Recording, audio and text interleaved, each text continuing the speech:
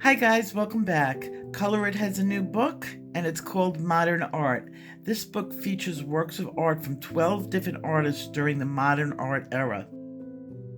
These artists include Van Gogh, Banksy, Gauguin, Pollock, Mondrian, Rothko, Warhol, Dali, Renoir, Degas, Picasso, and Monet. There are 8 different eras represented by these famous artists: Impressionism, 1870 to 1880s, Post-Impressionism, late 1880s to the early 1990s, Cubism, 1907 to 1914, Surrealism, 1920 to 1930, Dussault, 1920 to 1930s, Abstract Expressionism, 1943 to the 1950s. Now, did you know that abstract expressionism is still practiced today and here on YouTube in the form of fluid art? Pop art, the late 1950s to the 1960s, and street art, born in the 1970s, and today we call that graffiti. Today I'm demonstrating a picture originally done by Jackson Pollock from the 1950s. Jackson Pollock was known for his drip paintings or splatter paintings and is the father of our contemporary style pour painting. Drip painting was first developed in the 1940s as a post-war expression of freedom. It was a way for artists to express themselves away from the harsh realities that were the war or the political times. It was a way to become dateless and yet express the emotion the artist was trying to envelop. Although my picture is done in colored pencils and Jackson Pollock's is in paint, it still has the free-form style Jackson made popular.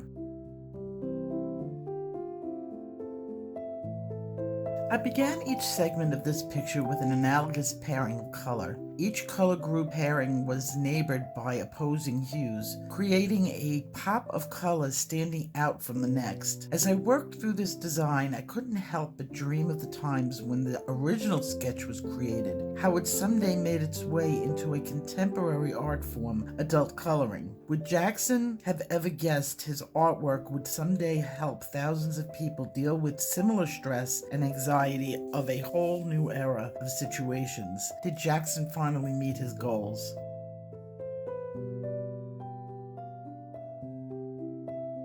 After putting down several layers of color, I used a colorless blending pencil dipped into Daler&Rowney low odor thinner that is available at Walmart. I blended into the corners, making sure each edge was covered, and hit the next segment securely. The next step was to add shadow to each segment. For this I used my Holbein Black OP510 with the hopes of creating an illusion that each segment was laying on top of each other instead of next to each other. This added a dimension to the picture that was lacking. Once satisfied, I then used my colorless blender pencil, dipped again in the thinner to lift the area of color in the centers, making way for a highlight. Using my Holbein soft white pencil, I added this highlight, again creating another dimension that this picture needed.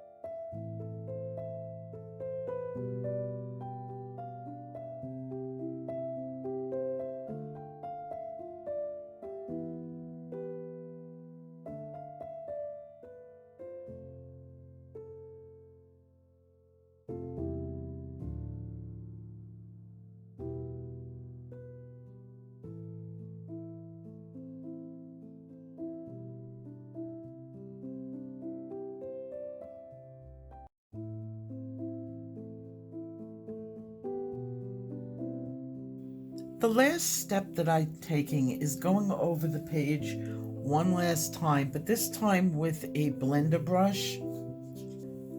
This will ensure that everything is smooth for when I spray it.